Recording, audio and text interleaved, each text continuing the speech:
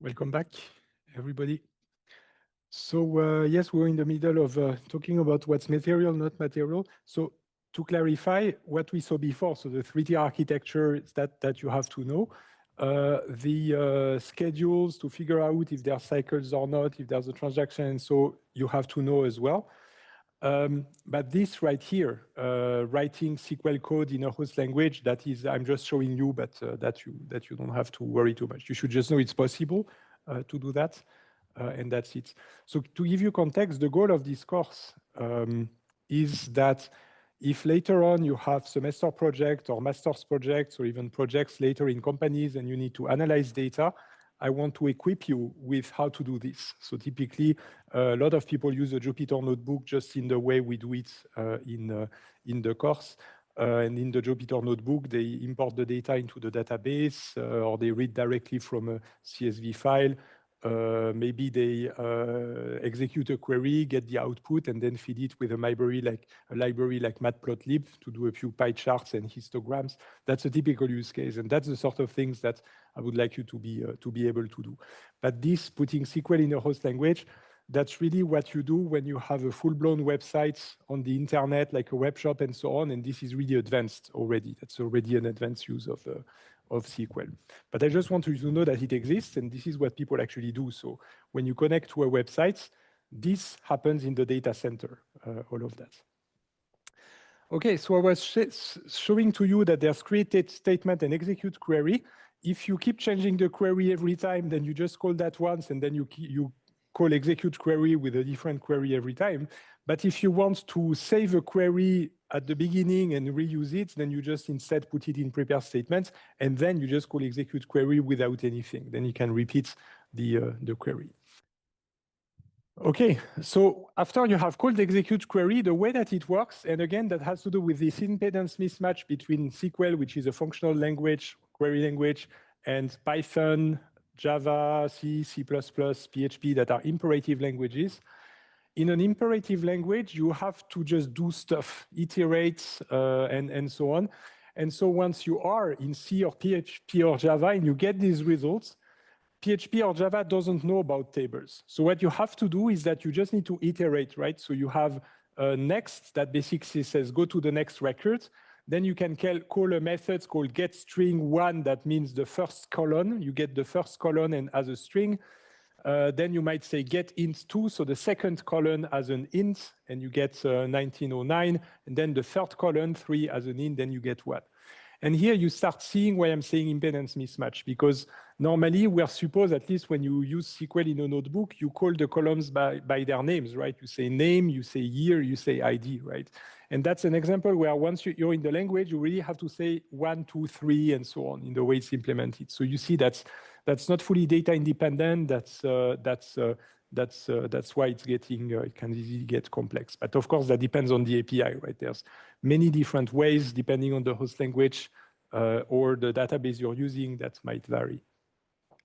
Then you call next, go to the second one and get string for the first column, get int2 for the second column, get int3 for the third column, and so on and so on. Also, you might have heard, I assume, who got a programming course already? Who never got a programming course? Who got a programming course? Okay, very good. Second time it worked. So you know about while loops, for example, right? So this is what's typically done is that you have a while that basically keeps looping over getting the next, and then inside the loop you do that. And typically what the code does is that it's generating an HTML page, right? So you might be a web shop where you display the search results, and all of these things here, they are actually put on an HTML page that is being built, and then they appear on the browser. And every iteration of the while loop creates one row on the web page that you're showing, right? That's a typical thing that happens. Of course, you can also apply updates. So execute query was read only with select from where, but you also have execute update where you can have an update, insert, delete, and so on, and then you actually modify the values. This one is dangerous, right? But yeah, you can also delete and so on. And against SQL injection attacks, this is one of the tricks. is that instead of concatenating the content of what the user put on the web page and concatenating to a string, instead, what you should rather do is create your query. Then you can use a question mark here that basically says this is a parameter that I will pass later. And then you pass the parameter here with some other methods.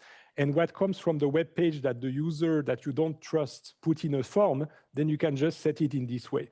And that reduces the risk that the user is going to put a delete star from users inside the query, right? So this is one of the ways that you fight SQL injection attacks. Okay, and that as you see, you can apply here the same update multiple times. You just modify what you put instead of the question mark, right? So here 65, 150, and so on. All right. I'm almost done. I have a few more scary things to show. I wanted to show you one with Python because I showed you previously Java. This is one where you have Python, but again, it's the same idea that you can put dynamically the SQL query in a string like this. And that's PHP. Who knows PHP? Is it still used today? Whoever heard of PHP? Ah, okay, so you know it. That was very popular in the 90s, 2000s.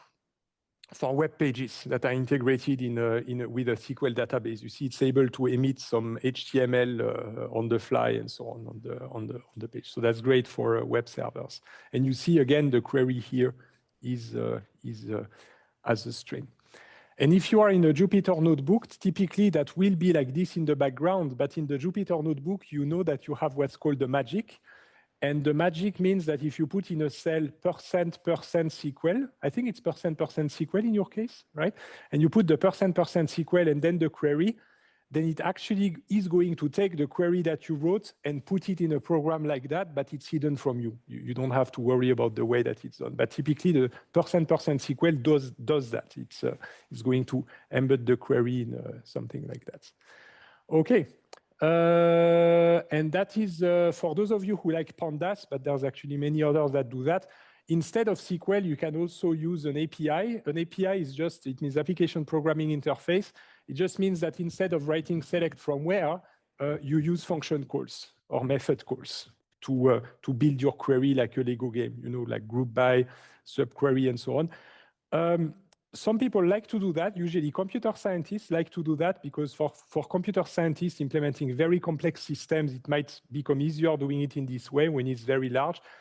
But end users and data analysts, typically they would use a language like SQL because it's more convenient and straightforward to put in a Jupyter notebook than this, right?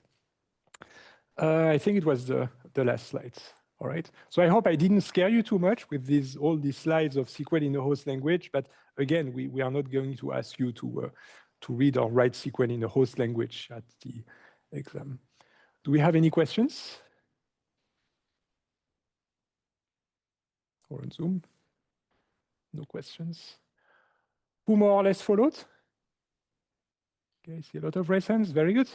All right. Then I'm going to stop the recording and move on to the next part, which is going to be back to SQL, so hopefully less scary.